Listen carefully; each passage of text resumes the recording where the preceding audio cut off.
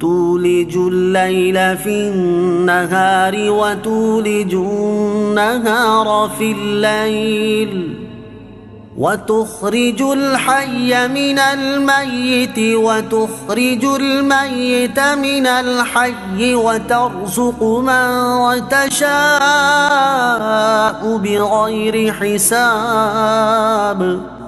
ترجمہ، تو رات کا کچھ حصہ دن میں داخل کر دیتا ہے اور دن کا کچھ حصہ رات میں داخل کر دیتا ہے، اور تو مردہ سے زندہ کو نکالتا ہے اور زندہ سے مردہ کو نکالتا ہے، اور جسے چاہتا ہے بے شمار رزق عطا فرماتا ہے۔ تولج اللیل فی النہار، تو رات کا کچھ حصہ دن میں داخل کر دیتا ہے۔ گرمیوں میں رات چھوٹی اور دن بڑے کر دینا، سردیوں میں دن چھوٹے اور رات لمبی کر دینا اللہ تعالیٰ ہی کے نظام کی وجہ سے ہے، جس کے قبضہ قدرت میں اتنا بڑا نظام ہے۔ اس کے لیے فارس اور روم سے ملک لے کر غلامان مصطفیٰ صلی اللہ علیہ وسلم کو عطا کر دینا کیا بعید ہے۔ وَتُخْرِجُ الْحَيَّ مِنَ الْمَيِّتِ، اور تو مردہ سے زندہ کو نکالتا ہے۔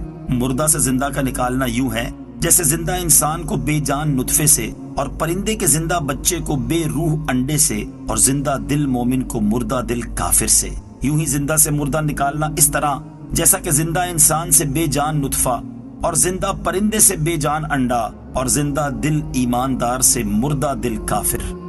لا يتخذ المؤمنون الكافرين أولياء من دون المؤمنين ومن يفعل ذلك فليس من الله في شيء إلا أن تتقوا منهم تقاه وَيُحَذِّرُكُمُ اللَّهُ نَفْسَهُ وَإِلَى اللَّهِ الْمَصِيرُ۔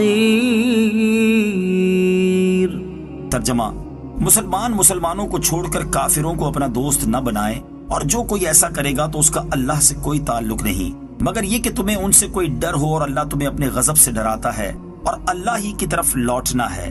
لا يتخذ المؤمنون الكافرین اولیاء من دون المؤمنین، مسلمانوں کو چھوڑ کر کافروں کو اپنا دوست نہ بنائیں۔ حضرت عبادہ بن صامت رضی اللہ تعالی عنہ نے جنگ احزاب کے موقع پر سید دو عالم صلی اللہ تعالی علیہ وآلہ وسلم سے عرض کیا کہ میرے ساتھ 500 یہودی ہیں جو میرے حلیف ہیں، میری رائے ہے کہ میں دشمن کے مقابلے میں ان سے مدد حاصل کروں۔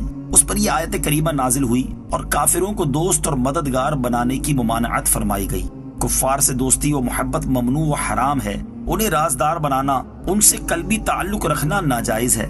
البتہ اگر جان یا مال کا خوف ہو تو ایسے وقت صرف ظاہری برتاؤ جائز ہے۔ یہاں صرف ظاہری میل برتاؤ کی اجازت دی گئی ہے، یہ نہیں کہ ایمان چھپانے اور جھوٹ بولنے کو اپنا ایمان اور عقیدہ بنا لیا جائے، بلکہ باطل کے مقابلے میں ڈٹ جانا اور اپنی جان تک کی پرواہ نہ کرنا افضل و بہتر ہوتا ہے۔ جیسے سیدنا امام حسین رضی اللہ تعالیٰ عنہ نے جان دے دی لیکن حق کو نہ چھپایا۔ آیت میں کفار کو دوست بنانے سے منع کیا گیا ہے، اسی سے اس بات کا حکم بھی سمجھا جا سکتا ہے کہ مسلمانوں کے مقابلے میں کافروں سے اتحاد کرنا کس قدر برا ہے۔ قل إن تخفوا ما في صدوركم أو تبدوه يعلمه الله ويعلم ما في السماوات وما في الأرض والله على كل شيء قدير۔ يوم تجد كل نفس ما عملت من خير محضرا وما عملت من سوء تود لو أن بينها وبينه أمدا بعيدا ويحذركم الله نفسه واللہ رؤوف بالعباد۔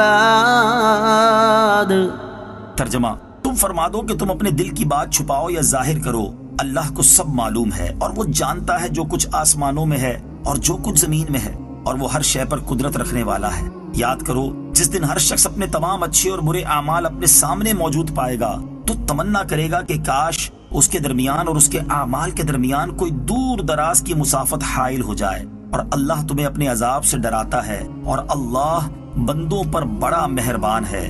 یوم تجدو کل نفس، جس دن ہر شخص پائے گا۔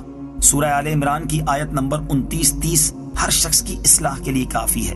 اس آیت پر جتنا زیادہ غور کریں گے اتنا ہی دل میں خوف خدا پیدا ہوگا اور گناہوں سے نفرت پیدا ہوگی۔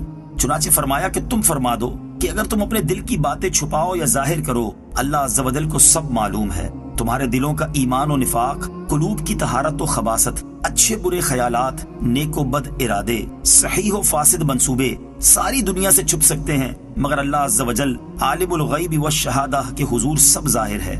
وہ جو کچھ آسمانوں میں ہے اور جو کچھ زمین میں ہے سب جانتا ہے۔ وہ تمہیں فرماتا ہے کہ تم اپنے دل کی بات چھپاؤ یا ظاہر کرو، اللہ عز و جل کو سب معلوم ہے۔ اور اس دن کو یاد رکھو جس دن ہر شخص اپنے تمام اچھے اور برے اعمال اپنے سامنے موجود پائے گا، خلوتوں جلوتوں میں کیے ہوئے اعمال، پہاڑوں، سمندروں، غاروں، صحراؤں، جزیروں اور کائنات کے کسی بھی کونے میں کیے گئے اعمال کا ایک ایک ذرہ آدمی کے سامنے موجود ہوگا۔ اور اس وقت برے اعمال والا تمنا کرے گا کہ کاش اس کے درمیان اور اس کے اعمال کے درمیان کوئی دور دراز کی مسافت حائل ہو جائے اور کسی طرح ان اعمال سے چھٹکارا ہو جائے، مگر ایسا نہ ہو سکے گا۔ آیت مبارکہ کے حوالے سے سلف و صالحین کے طرز عمل کی ایک جھلک دیکھنے کے لیے چند واقعات غور سے سنیے۔ عمر اور گناہوں کا حساب کرنے والے بزرگ احیاء العلوم میں ہے۔ حضرت توبہ بن سما رحمت اللہ تعالی علیہ نے اپنے نفس کا محاسبہ کرتے ہوئے ایک دن حساب لگایا تو ان کی عمر 60 سال تھی۔ دنوں کا حساب کیا تو وہ 21,500 تھے۔ انہوں نے چیخ ماری اور فرمایا، ہائے افسوس، اگر میں نے روزانہ ایک گناہ کیا ہو تو میں حقیقی بادشاہ سے 21,500 گناہوں کے ساتھ ملاقات کروں گا، اور جب روزانہ 10,000 گناہ ہوں تو کیا صورتحال ہوگی۔ یہ سوچ کر آپ رحمت اللہ تعالی علیہ غش کھا کر گر پڑے اور آپ رحمت اللہ تعالی علیہ کی روح کفس انصری سے پرواز کر گئی۔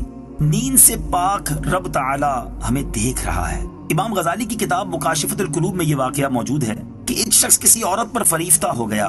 جب وہ عورت کسی کام سے قافلے کے ساتھ روانہ ہوئی تو یہ آدمی بھی اس کے پیچھے پیچھے چل دیا۔ جب جنگل میں پہنچ کر سب لوگ سو گئے تو اس آدمی نے اس عورت سے اپنا حال دل بیان کیا۔ عورت نے اس سے پوچھا، کیا سب لوگ سو گئے ہیں؟ یہ دل ہی دل میں بہت خوش ہوا کہ شاید یہ عورت بھی میری طرف مائل ہو گئی ہے۔ چنانچہ وہ اٹھا اور قافلے کے گرد گھوم کر جائزہ لیا تو سب لوگ سو رہے تھے۔ واپس آ کر اس نے عورت کو بتایا کہ ہاں سب لوگ سو گئے ہیں۔ یہ سن کر وہ عورت کہنے لگی، اللہ تعالیٰ کے بارے میں تم کیا کہتے ہو؟ کیا وہ بھی اس وقت سو رہا ہے؟ مرد نے جواب دیا، اللہ تعالیٰ نہ سوتا ہے، نہ اسے نیند آتی ہے اور نہ اسے اونگ آتی ہے۔ عورت نے کہا، جو نہ کبھی سویا اور نہ سوئے گا، اور وہ ہمیں بھی دیکھ رہا ہے، اگرچہ لوگ نہیں دیکھ رہے تو ہمیں اس سے زیادہ ڈرنا چاہیے۔ یہ بات سن کر اس آدمی نے اللہ تعالیٰ کے خوف کے سبب اس عورت کو چھوڑ دیا اور گناہ کے ارادے سے باز آ گیا۔ جب اس شخص کا انتقال ہوا تو کسی نے اسے خواب میں دیکھا اور پوچھا، ما فعل اللہ بکا، یعنی اللہ تعالیٰ نے تیرے ساتھ کیا معاملہ کیا؟ اس نے جواب دیا، اللہ تعالیٰ نے مجھے گناہ چھوڑ دینے اور اپنے خوف کے سبب بخش دیا۔